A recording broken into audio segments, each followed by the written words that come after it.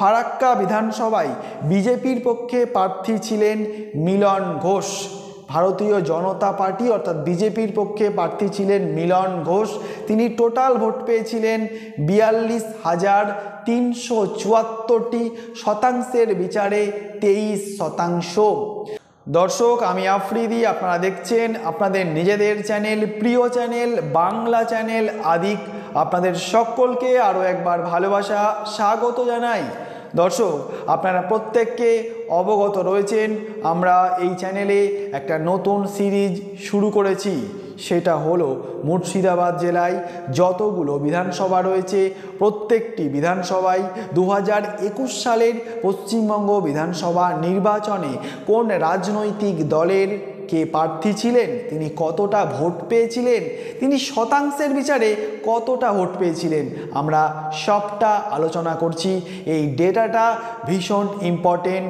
তার কারণ হলো আর কটা দিন পর আমাদের রাজ্যে পশ্চিমবঙ্গে অনুষ্ঠিত হতে চলেছে 2026 সালের পশ্চিমবঙ্গ বিধানসভা নির্বাচন। সেই 26 সালের পশ্চিমবঙ্গ বিধানসভা নির্বাচনকে পাখির চোখ করেই এই ডেটাগুলি নিয়ে আমরা পুঙ্খানুপুঙ্খভাবে আলোচনা করছি। আজকে আমাদের আলোচনায় রয়েছে মুর্শিদাবাদ জেলার ফারাক্কা বিধানসভা। দর্শক, চলুন দেরি করে আর লাভ কি, শুরু করা যাক। আপনারা স্ক্রিনে খুব ভালো করে লক্ষ্য করেছেন 2021 সালের পশ্চিমবঙ্গ বিধানসভা নির্বাচনে এই ফারাক্কা বিধানসভায় অল ইন্ডিয়া তৃণমূল কংগ্রেসের পক্ষে প্রার্থী ছিলেন মনিরুল ইসলাম। তিনি টোটাল ভোট পেয়েছিলেন 1,02,319টি। তিনি শতাংশের বিচারে ভোট পেয়েছিলেন 55%। দর্শক, আমরা এবার দেখে নেব বিজেপিরটা। এই ফারাক্কা বিধানসভায় বিজেপির পক্ষে প্রার্থী ছিলেন মিলন ঘোষ। ভারতীয় জনতা পার্টি অর্থাৎ বিজেপির পক্ষে প্রার্থী ছিলেন মিলন ঘোষ। তিনি টোটাল ভোট পেয়েছিলেন 42,374টি, শতাংশের বিচারে 23%। দর্শক, আমরা এবার দেখে নেব Indian national Congress. Indian national কংগ্রেসের পক্ষে এই ফারাক্কা বিধানসভায় 2021 সালে প্রার্থী ছিলেন মইনুল হক। তিনি টোটাল ভোট পেয়েছিলেন 36,205টি, শতাংশের বিচারে 19%। দর্শক, 2021 সালের পশ্চিমবঙ্গ বিধানসভা নির্বাচনে এই ফারাক্কা বিধানসভায় একজন নির্দল প্রার্থী অনুপ কুমার সিনহা, তিনি টোটাল ভোট পেয়েছিলেন 1636টি, শতাংশের বিচারে 1%। দর্শক, এই ফারাক্কা বিধানসভায় 2021 সালে নোটার পক্ষে ভোট পড়েছিল 1638টি, যা শতাংশের বিচারে 1%। দর্শক, এই ফারাক্কা বিধানসভায় আরএসএমপির পক্ষে প্রার্থী ছিলেন মিরাজ শরীফ। তিনি টোটাল ভোট পেয়েছিলেন 1559টি, শতাংশের বিচারে 1%। দর্শক, এই ফারাক্কা বিধানসভায় 2021 সালে আরও একজন প্রার্থী ছিলেন, নির্দল প্রার্থী ছিলেন কানাই ঘোষ।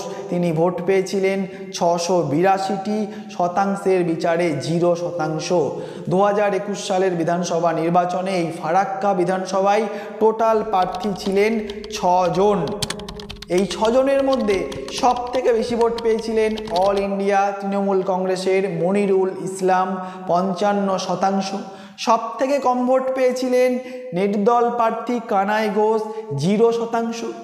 এই ফারাক্কা বিধানসভায় 2021 সালে নোটার থেকেও 2 জন প্রার্থী কম ভোট পেয়েছিলেন, যা হলেন আরএসএমপির মিরাজ শরীফ আর নির্দল প্রার্থী কানাই ঘোষ।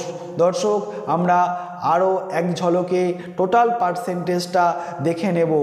অল ইন্ডিয়া তৃণমূল কংগ্রেস 21 সালে ভোট পেয়েছিলেন 55%, ভারতীয় জনতা পার্টি অর্থাৎ বিজেপি 23%, ইন্ডিয়ান ন্যাশনাল কংগ্রেস 19%, নির্দল 1% অর্থাৎ অনুপ কুমার সিনহা, নোটা 1%, আরএসএমপি 1%, নির্দল 0%। 2021 সালের পশ্চিমবঙ্গ বিধানসভা নির্বাচনে এই ফারাক্কা বিধানসভায় 1 নং পজিশনে ছিলেন অল ইন্ডিয়া তৃণমূল কংগ্রেস, 2 নং পজিশনে ছিলেন ভারতীয় জনতা পার্টি অর্থাৎ বিজেপি, 3 নম্বর পজিশনে ছিলেন ইন্ডিয়ান ন্যাশনাল কংগ্রেস, 4 নম্বর পজিশনে ছিলেন নির্দল প্রার্থী অনুপ কুমার সিনহা, 5 নম্বর পজিশনে ছিলেন নোটা, 6 নম্বর পজিশনে ছিলেন আরএসএমপি, 7 নম্বর ছিলেন আরেক নির্দল প্রার্থী কানাই ঘোষ। দর্শক, আপনারা প্রত্যেককে ভীষণ ভালো থাকবেন, সুস্থ থাকবেন, সাবধানে থাকবেন, সর্বক্ষণ নিজের কাজ নিয়ে ব্যস্ত থাকবেন, পরিবারকে সময় দেবেন, আমাদের চ্যানেলের সঙ্গেও থাকবেন।